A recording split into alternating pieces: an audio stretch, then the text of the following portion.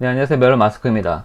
네, 오늘은 중국에서 인세, 그러니까 책 팔아서 그 수입으로만 1년에 책만 팔아서 1년 동안, 뭐 한 3년 아니고 70억 원 번 남자가 있습니다. 당연히 이 남자는 작가겠죠.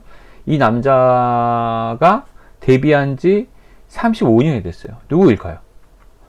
네, 히가시노 게이코라는 이제 많이 들어보실 거예요. 일본 작가이고, 무라카미 하루키와 함께 한국인이 가장 좋아하는 일본 작가, 매년도 보면 탑5 안에 무조건 드는 이제 작가인데, 이 사람이 이제 데뷔 35주년에 써있죠. 히가시노 게이코 작가 데뷔 35주년 기념 작품 해가지고 백조와 박쥐라는 책을 냈습니다.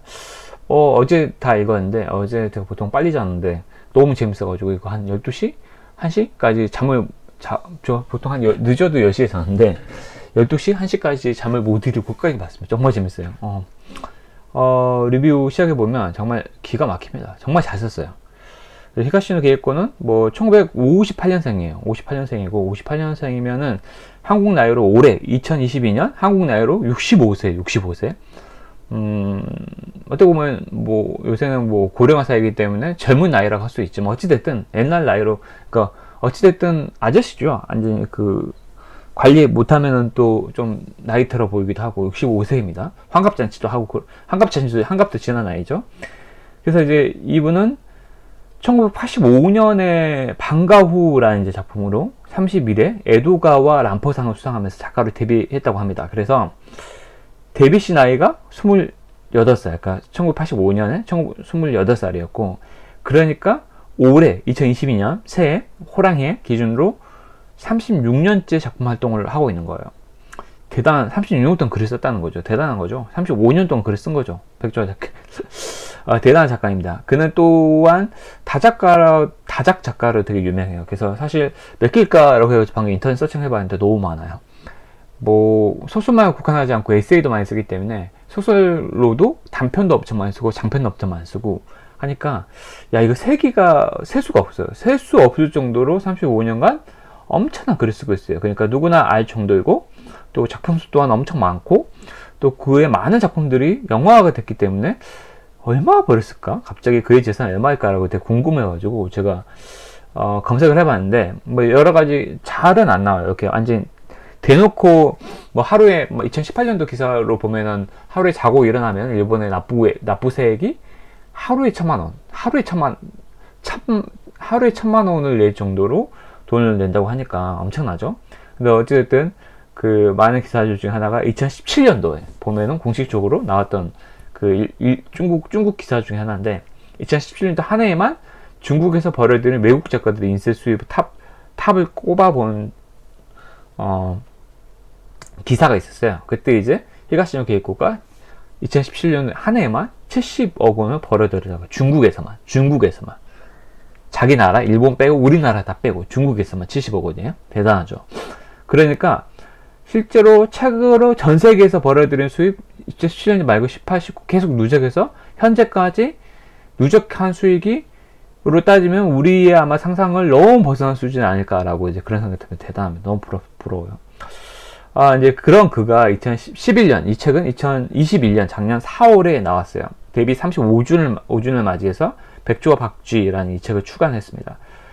책을 내면서 그가 이제 인터뷰를 한 말이 되게 인상적입니다. 어떤 말이 있을까요? 앞으로의 목표는 이 작품을 뛰어넘는 것입니다. 오, 어떤 작품이길래 이런 말을 했을까라는 이제 궁금증이 일어서 곧바로 책을 펼쳤죠. 근데 정말로 과연 그런 말을 할 만하구나 싶을 정도로 완성도가 높았어요.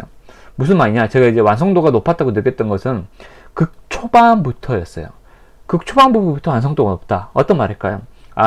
보통 이제 소설가들을 제가 보니까 다른 소설가들하고 솔직히 비교하는 것은 좀 이게 무리가 있다라고 하지만 또 그런 것도 하잖아요, 우리가. 그래서 동시대를 살고 있는 소설가, 같은 일본 소설가의 무라카미 하루키와 이제 비교해보면 아무래도 히가시노 게이코는 문체보단 이야기에 더 특화되어 있는 작가이고, 또 장르 소설에 특화되어 있죠. 추리소설. 물론 이분이 이제 나미야 자파점의 기적이라든지 편지라든지 되게 좀 감동적인 이야기도 많이 썼기 때문에 그럼에도 불구하고 장르 작가로 되게 특화되어 있죠.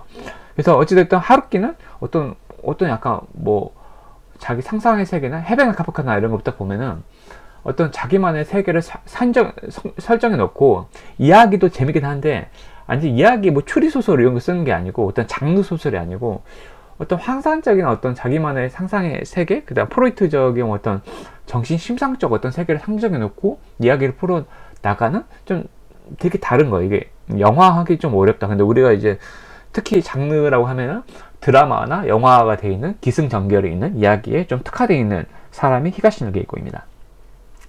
그래서 사실 이야기에 너무 특화되어 있다 보니까 문체가 좀 약해요. 그래서 제가 이제까지 히가시노 게이코 작품은 이렇게 읽었죠. 용의자 X의 헌신, 방황하는 칼날, 편지, 연애의 행방 이 4개를 딱 읽었어요. 근데 딱 이 4개를 읽고 게이코 소설에는 제가 발을 뚝 끊었어요. 이유가 뭘까요? 아까 잠깐 힌트가 있는데 재밌기는 한데 뭔가 깊이감이 좀 없다라는 생각이 들었어요.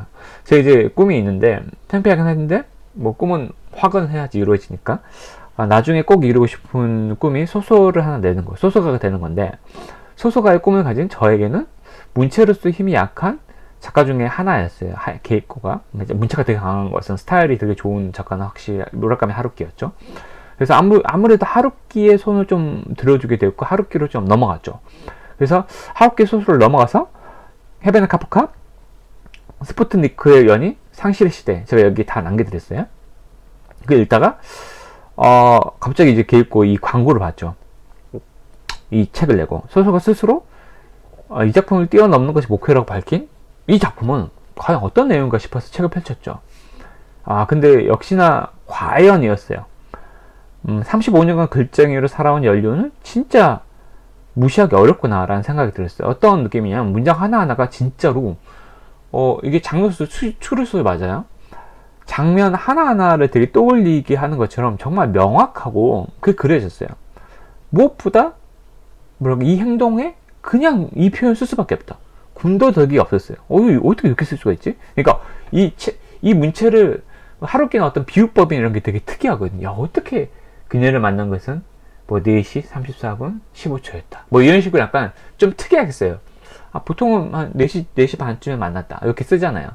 4시에서 한 30분 정도가 지난 시간이었다. 이렇게 쓰는데 약간 표현을 하더라도 약간 좀 독특하게 해요. 그러니까 이목을 끈다 그럴까? 그렇게 하는데 그건 약간 독특한 시각과 전개의 표현이지 어떤 그 상황과 명확하게 떨어지지 않거든요. 근데 게이코는 이야기 되게 특화된 작가였는데 35년간 글을 쓰고 특히 백조와 박쥐라는 작품에서는 너무나 군더더기가 없는 어떤 묘사를 보여줘가지고 깜짝 놀랐습니다. 당연히 그리고 원래 게이코가 잘하는 영역이었던 이야기, 스토리텔링은 말할 필요가 없어요. 아니 도대체 어떻게 되는 거야 라는 생각으로 계속해서 책에 빠져들게 되는 거죠. 그러니까 표현, 문체, 이야기 모두가 다 완성에 가깝다. 완벽한 숙성에 가깝다. 라는 생각이 진짜 들었어요. 앞으로 저는 게이코가 이 작품을 뛰어넘지 못할 거라는데 한표 겁니다. 물론 더 성숙해지고 더 글이 날카로워질 수는 있겠지만 스토리와 문체가 하나가 돼가지고 이렇게 완성에 가깝게끔 쓸 수 있을까? 라는 생각이 들 정도로 정말 잘 썼어요. 아까 말씀드렸지만 너무 군더더기가 없이 마치 영화를 보는 것처럼 선명하고 또 전혀 독자들이 보통 이제 문장이 좀 애매하고 비유적이면 독자들이 흔들리거든요. 이 장면을 이렇게 나는 보이는데 라고 했는데 그 독자 각자 100명이면 100명 500명 500명 1000명이면 1000명 모든 사람이 똑같은 장면을 그려볼 수 있도록 장면을 묘사할 수 있을까 싶을 정도 정말 잘 썼어요. 그래서 특히나 특히 장면 묘사뿐만 아니라 각 등장인물 그러니까 어떤 주인공의 심리 묘사는 되게 뛰어났었는데 그냥 뭐 조연의 심리 묘사는 좀 떨어졌어 뭐 이런 작품도 있거든요. 그러니까 어쨌든 소설이라는 가공의 소설을 인물을 만들어내기 때문에 모든 사람들이 완벽하게 모든 인물들이 다 공감을 사거나 그러진 않아요. 근데 이 소설은 모든 인간들이 어떻게 저렇게 다 공감적이지? 라는 생각이 들었어요.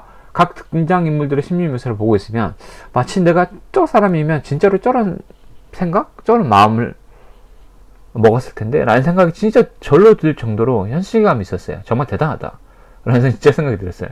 그래서 진짜로 제가 이제 보통 이제 소설 리뷰를 하면 지금부터 소설 속으로 들어가고 소설 이야기를 나누는데 너무 길기도 하고 사람들이 지치더라고요. 그래서 본격적인 소설 내용 리뷰는 다음 시간에 하겠습니다만 여기까지 듣고 나서 여러분들은 뭘 해야 되냐, 그 사이에 정말로 바로 서점으로 달려가서 이 책을 읽으시길 강력하게 추천드립니다. 절대로 후회하지 않으실 겁니다. 2022년 1월 2일입니다. 가장 완벽한 선택 중에 하나였다고 제가 생각할 겁니다. 제가 이거 장담드립니다. 이상 소설 백조와 박쥐였습니다. 감사합니다.